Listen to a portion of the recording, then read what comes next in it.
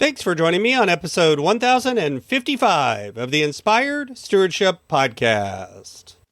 I'm Sharon Hughes. I challenge you to invest in yourself, invest in others, develop your influence, and impact the world by using your time, your talent, and your treasures to live out your calling.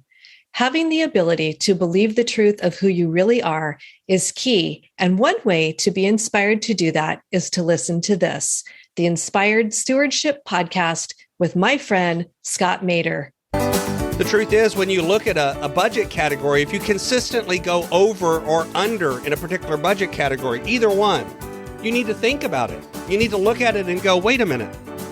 Did I consistently go over in groceries because I've just grossly underestimated how much it costs to buy groceries for my family? I'm putting a budget of $500, but it's just not realistic. Welcome and thank you for joining us on the Inspired Stewardship Podcast. If you truly desire to become the person who God wants you to be, then you must learn to use your time, your talent, and your treasures for your true calling. In the Inspired Stewardship Podcast, you will learn to invest in yourself, invest in others, and develop your influence so that you can impact the world. In today's episode about impacting the world through stewarding your treasures, I talk with you about why it's important to pay attention to how you use your money. I talk about why attention is the real economy of money, both personally and on a larger scale. And I also share why paying attention to our money is something we really don't do. As we talk about stewarding your treasures, wouldn't it be great if you could support this podcast and do it without costing yourself an extra dime? Turns out you can. All you have to do is use inspiredstewardship.com/Amazon when you're ready to make a purchase via Amazon, and a small commission will come back to support the show.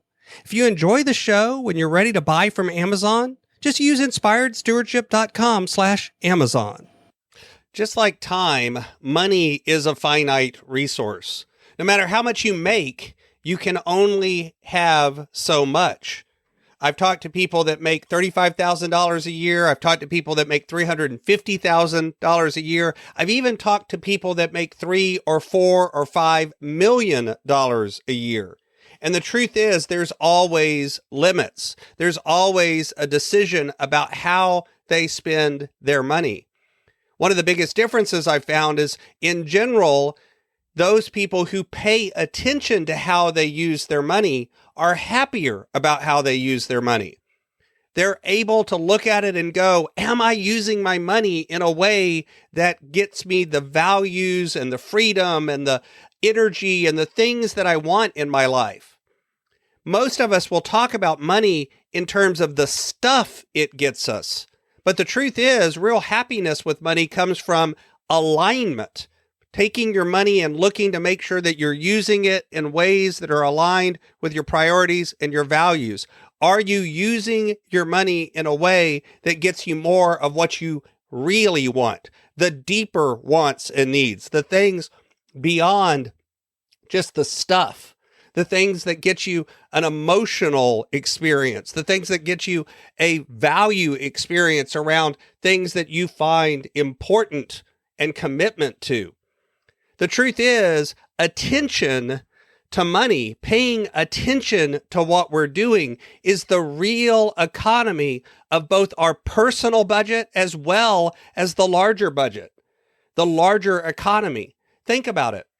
What happens whenever all of a sudden there's attention brought in a community to some need? Maybe the fire department isn't funded well enough, or maybe the roads are damaged. That's when people start talking about, what do we need to spend to fix this problem? If there's a problem in a community and it doesn't get press, it doesn't get attention, it's not something that's talked about, then we don't tend to put money in alignment with that. Even if it's something that we would all agree is important, the fact that we're not paying attention to it means it doesn't get monetary attention either. Now, personally, when we look at it in our life, what usually happens is the money comes in and the money goes out, and only the names are changed in between. We don't really even know where our money goes. I talk to people all the time that tell me I spend money, but I really don't have a great grasp on where it goes. I know I buy groceries. I know I go out to eat. I know I spend some money on fun and entertainment, but I don't actually have any idea. When you ask them, how much did you spend on groceries last month? They have no clue. And that's because it's not something that they've ever paid attention to. We've talked before about tracking where you spend your money. And I talk about the fact that first you have to budget or plan where you're going to spend it so you have something to compare that tracking to, whether you're on track or not. Because if all you do is track, you're not really yet paying attention to your money because you're simply going, yep, that's where it went. It went there. That's what I spent last month. But you're not doing any reflection against a goal. And so you don't know how to evaluate what happened with your money. The truth is, when you look at a budget category, if you consistently go over or under in a particular budget category, either one, you need to think about it. You need to look at it and go, wait a minute. Did I consistently go over in groceries because I've just grossly underestimated how much it costs to buy groceries for my family? I'm putting a budget of $500, but it's just not realistic. I've got a family of 6 or 7, and this is just not a realistic amount for our family, given what we do. In which case, you need to just admit that and increase the budget. And if that means you have to say no to some other areas or you have to find a way to bring in more income, you need to do that because it's the reality that you're living with. On the other hand, you may look at it and you may say, no, I've got a really good amount for groceries, but in reality, we're not planning meals. We're throwing away food. We're wasting money going out to eat when we don't have to. We're doing other things that are causing that food budget to be out of alignment with our values. It's a behavior issue. We're not really paying attention to how we use our money. We put a number down on the budget, but then we're not actually trying to live to that number. Now it's a behavior issue. It's something that we have to do about ourselves. And every once in a while, you may find an area that you go over or under in, and it's just a fluke. It's just one of those one-off events that's going to happen every once in a while. You were working towards having an emergency fund, or you were working towards having a car maintenance savings fund, and then an event happened that caused you to have to spend more money than you expected. And so you went over budget, but it wasn't going to happen if you'd had more time. If you'd been able to finish out building the emergency fund, you would have had the savings for it. It's a fluke. It's a one-off event, and you're already doing the behavior that will get you in a place where if that happens again in a year or 2 years, you'll be just fine. You'll be protected from it. Those are the kinds of thinkings that you have to do when you're really reflecting on what's happening with your money. You have to look through your budget and you have to say, where I'm spending my money, is this in alignment with what is most important to me? What will get me where I really want to go? Is this in alignment with what I'm being called to do with my money and, of course, my time, like we talked about on Tuesday? And if the answer is no, then what can I do to begin to change that? To either spend less in certain areas or to spend more in others? Because at the end of the day, the money is finite. There's always an opportunity cost. If you spend $1 in one place, it means you didn't spend it somewhere else. There's always a choice.